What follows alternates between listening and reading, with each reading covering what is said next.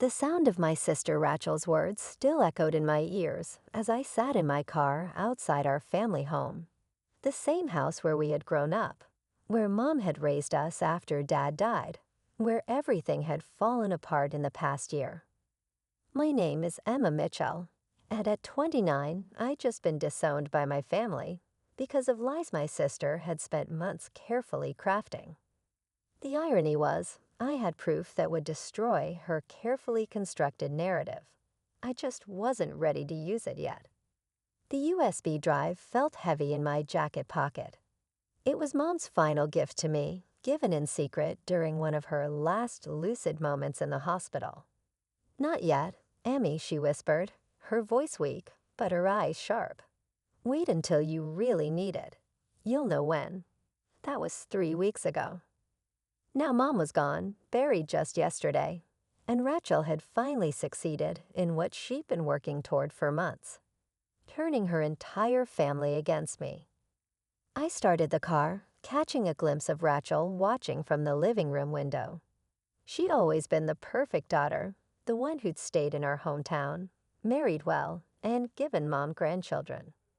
Meanwhile, I'd moved to New York, built a career in investigative journalism, and lived life on my own terms.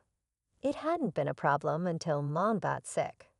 Pancreatic cancer, aggressive and terminal from the start. I'd flown home immediately, ready to help however I could, but Rachel had other plans. "Mom needs stability right now," she said, her voice dripping with false concern.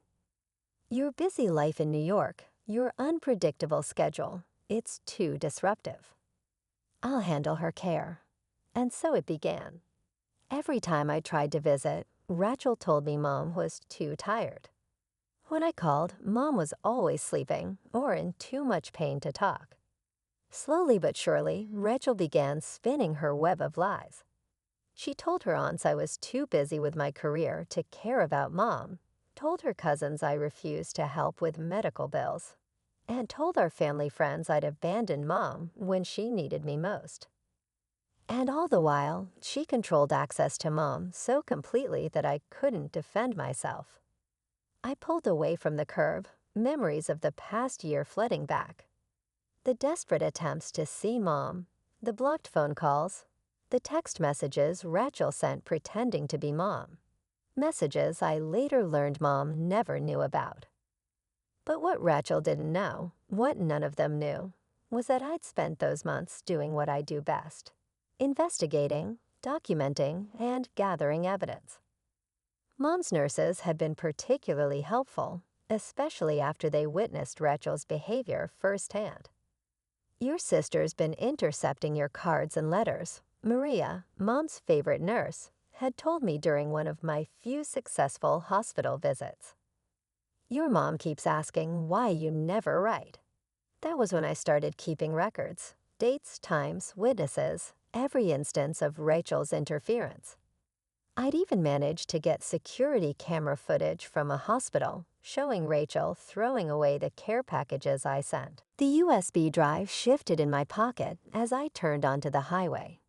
Mom had given it to me during my last visit, just 2 days before she slipped into the coma that would claim her life.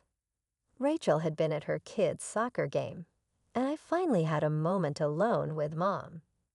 "I know what she's been doing," Mom had said, her voice barely a whisper. Maria told me everything, but confronting her now would only make things worse. She pressed the small drive into my hand. "This is your insurance policy, Emmy. Use it wisely." I hadn't watched it yet. Part of me was afraid of what I'd find, but another part knew Mom was right about timing. Rachel had spent a year building her narrative.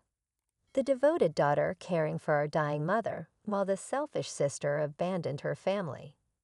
Dismantling that story would take more than just accusations. My phone buzzed with a text from Maria. "Asterisk, you okay?" That scene at the house looked pretty intense, asterisk. I pulled into a coffee shop parking lot to respond.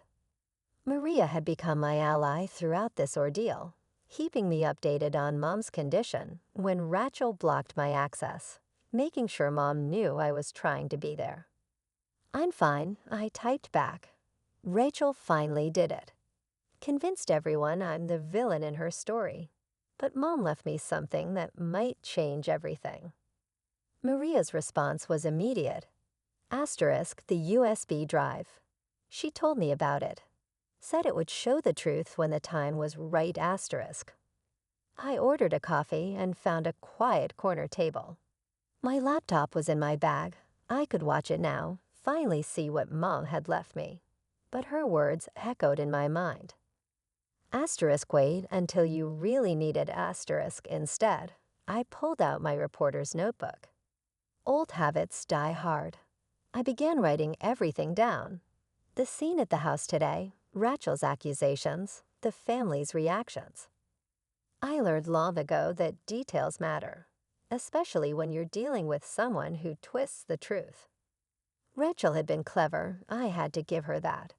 She'd started small, planting seeds of doubt about my character, my commitment to family. Then as Mom got sicker, the lies grew bigger. Asterisk Emma's too busy with her career to help with Mom's care asterisk Emma refuses to contribute to the medical expenses asterisk Emma doesn't even call or visit asterisk, each lie built on the last, creating a picture of a heartless daughter who'd abandoned her dying mother. The fact that I'd been sending money monthly, calling daily, though Rachel usually blocked my calls, and flying home every chance I got, though Rachel usually prevented me from seeing Mom, didn't matter. Perception had become reality. My coffee grew cold as I wrote, documenting every detail of how Rachel had systematically turned our family against me. Aunt Sarah, who'd once been like a second mother to me, now couldn't look me in the eye. Cousin Mike, who'd been my best friend growing up, had blocked my number. Even our childhood neighbors, the Petersons, had turned away when they saw me at the funeral. The ultimate betrayal had come today when Rachel had gathered the family to read a letter she claimed Mom had written before she died. A letter that painted me as a heartless, selfish daughter who cared more about my career than my dying mother. I knew immediately the letter was fake. The phrasing wasn't Mom's, the sentiments didn't match our last conversation, and even the signature was wrong. But Rachel had timed it perfectly, presenting it when emotions were raw from the funeral, when everyone was looking for someone to blame for their grief. My phone buzzed again, another text from Maria. Asterisk, just so you know, that letter Rachel read today. Your mom never wrote anything like that. I was with her those last weeks.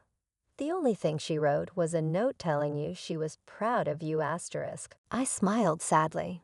Maria had been there through everything, watching Rachel's manipulation with growing concern.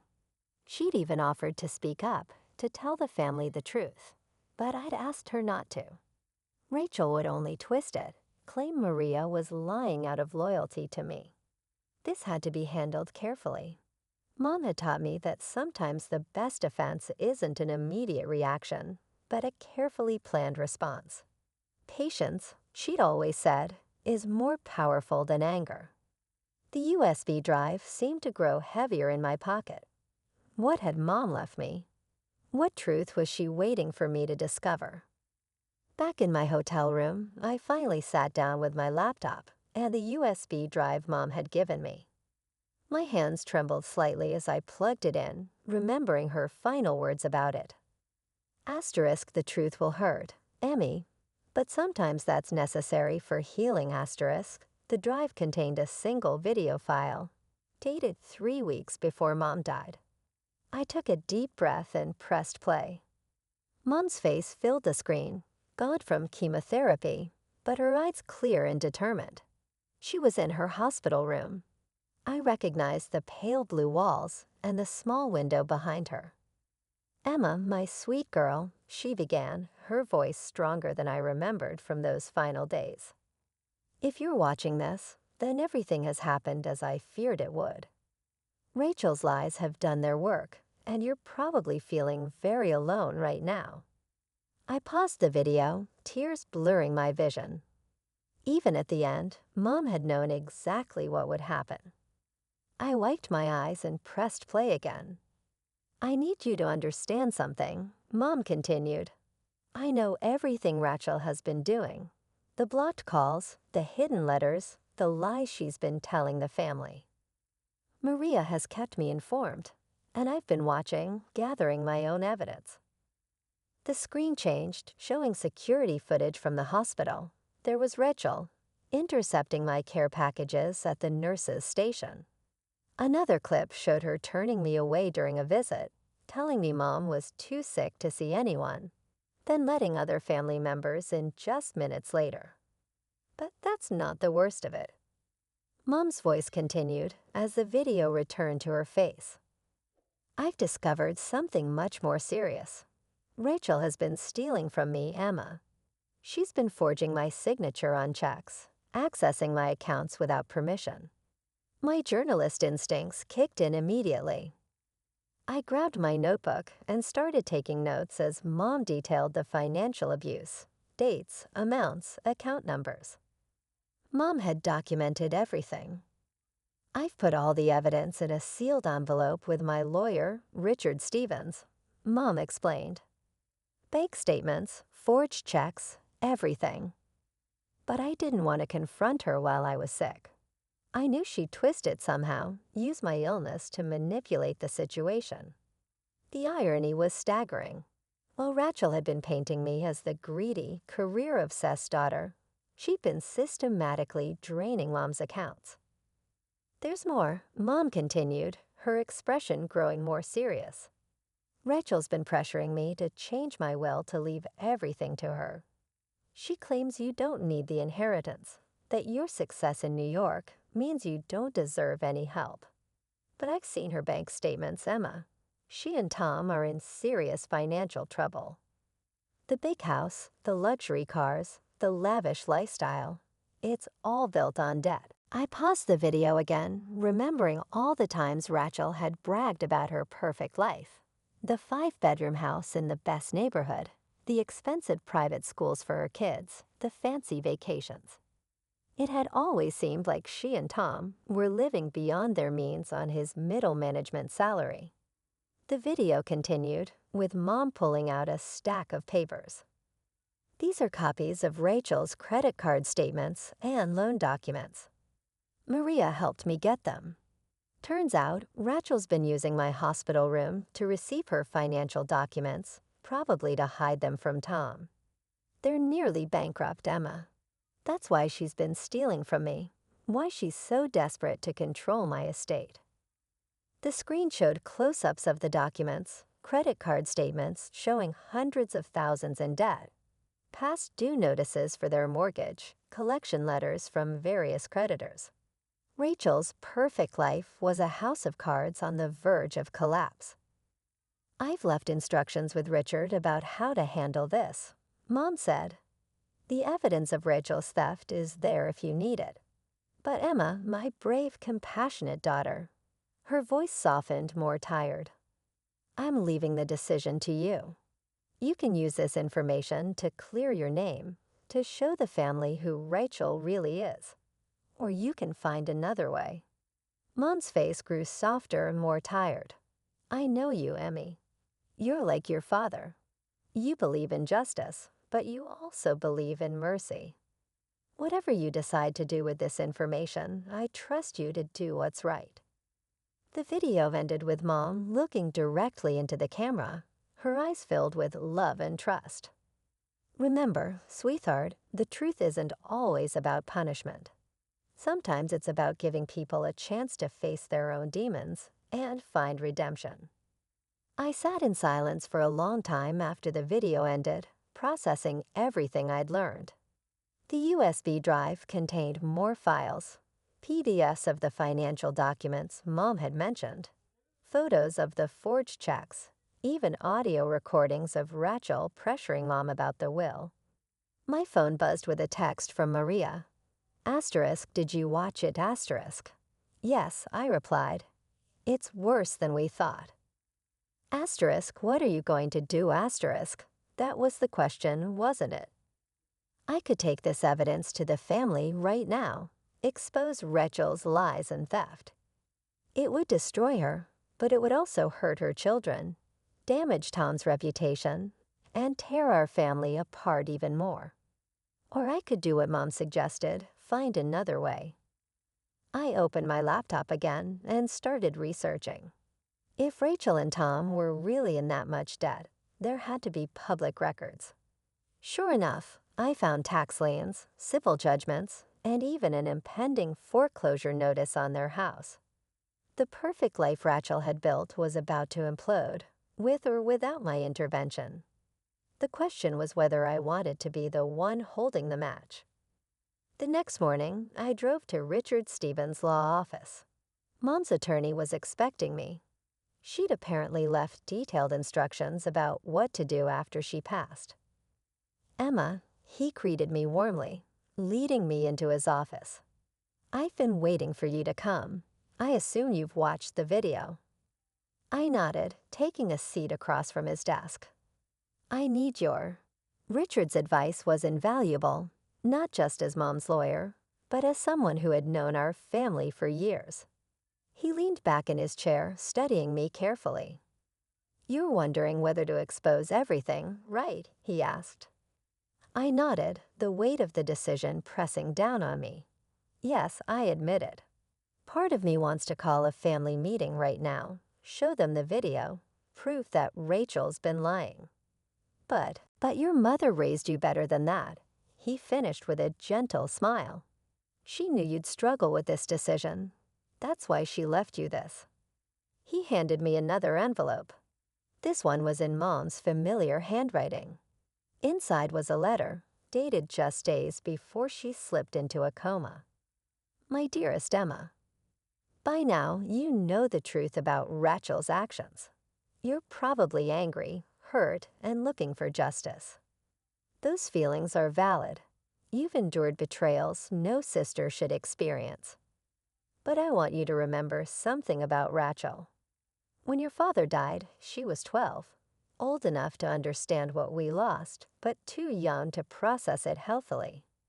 While you found strength and independence, she developed a desperate need for control and security.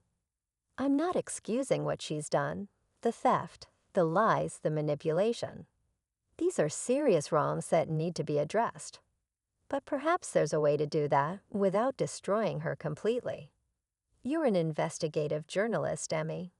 You know that sometimes the most powerful stories aren't about exposing wrongdoing, but about understanding why people do wrong and helping them find a better path. Whatever you decide, know that I trust your judgment, and I'm proud of the woman you've become. All my love, Mom." I folded the letter carefully, feeling tears well up again. Even at the end, Mom had been thinking about both her daughters, trying to help us find our way back to each other. "There's something else you should know," Richard said, pulling out another file. "Your mother made some arrangements before she died. She knew about Rachel's financial troubles, so she set up a trust fund for her grandchildren's education. Rachel can't touch the money. It goes directly to the schools. She was protecting the kids." I realized what he meant. Yes, he nodded. "And she left the family home to you, Emma. Not to punish Rachel, but because she knew you'd do the right thing with it."